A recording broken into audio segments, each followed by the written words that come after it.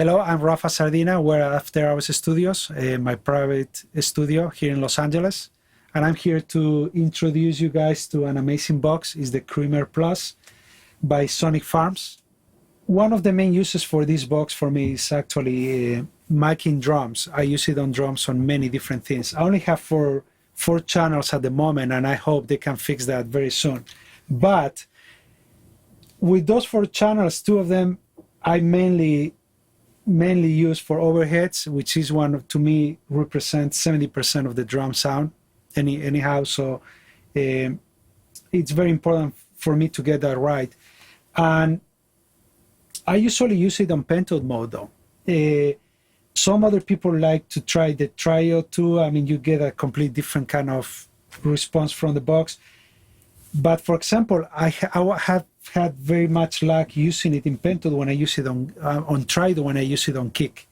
Is one thing I like, and I try to experiment a little bit even with the air on kick, which is something that I found very useful because you get more of the, I don't know how to describe, but you get more of the, I don't know, that attack thing from the kick.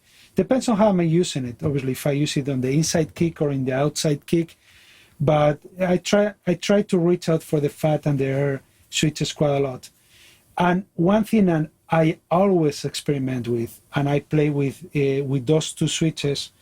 I mean, with the pad and the +6 and the gain switch, regardless of my level being good enough or not, for finding the right character for that microphone, for that instrument. For example, for kick, for snare, I reach out to those quite a lot and I start experimenting quite a lot. And if necessary, you know, if I get too much gain, I reach out for my attenuation in the output stage, and it can get sometimes a little bit beefy, and you know, you can tell you are creating a little bit of distortion, but very often that's actually pretty great for some of those dynamic kind of sounds like on drums. I use it quite a lot on percussion, and one of the things I do with percussion, even for example when I'm recording congas, to differentiate a little bit more between, you know, the 3 congas, and especially with the lower conga, is to actually use the switches, create reverse options with the switches between adding air or not adding it on the other channel and beefing up the other side and not beefing up this side, to create that differentiation between the 2 microphones that I might be using 2 of the same microphones usually on congas, and to create a little more of that differentiation between the 2 congas. And it really helps with that. I use the same thing with acoustic guitars when I'm double miking guitars. And this is something I've been doing a lot all over the years with different mic preamps too.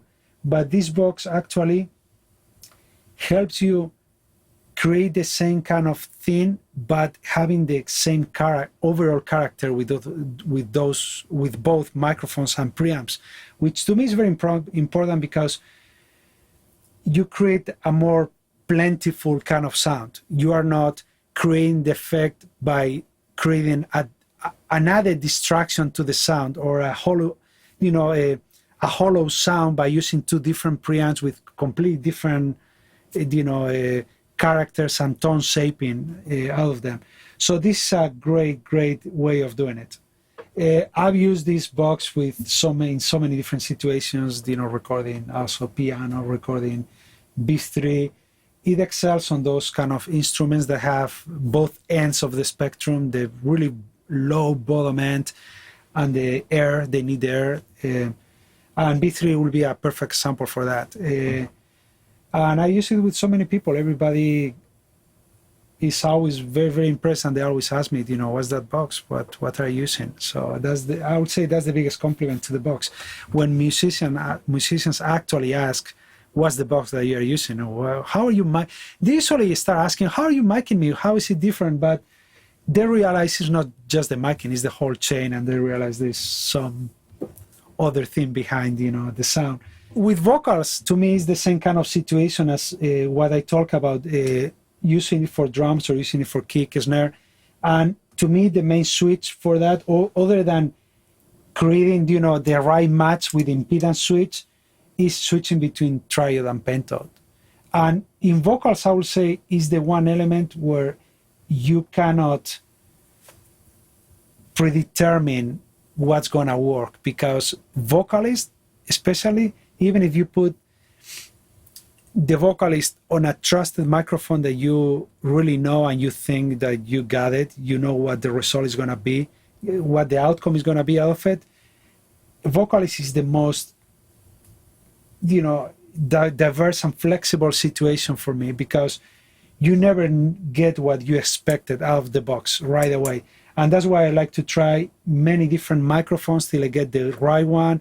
I do it fairly quick. I put the ones that I, in my head, by just listening to the singer, maybe a cappella, I can have a pretty good idea of which ones will be more in the ballpark. But then you have to match it to the right preamp. And this box, another aspect that adds to it is the triode pentode and the output stage, and it really helps quite a lot to get things right away. It's a pretty remarkable box, and I would recommend it to anybody as a, kind of like a Swiss Army tool in a way, because it covers so much territory. I don't know any other preamp without adding compressors or EQs or any other kind of boxes to them that could fulfill as many tones and as many different characters from a microphone than this box. So I'll truly recommend it. Thank you so much for listening. I ended up with the part where you are going to send me one more box for being such a great guy. Sure. So ridiculous.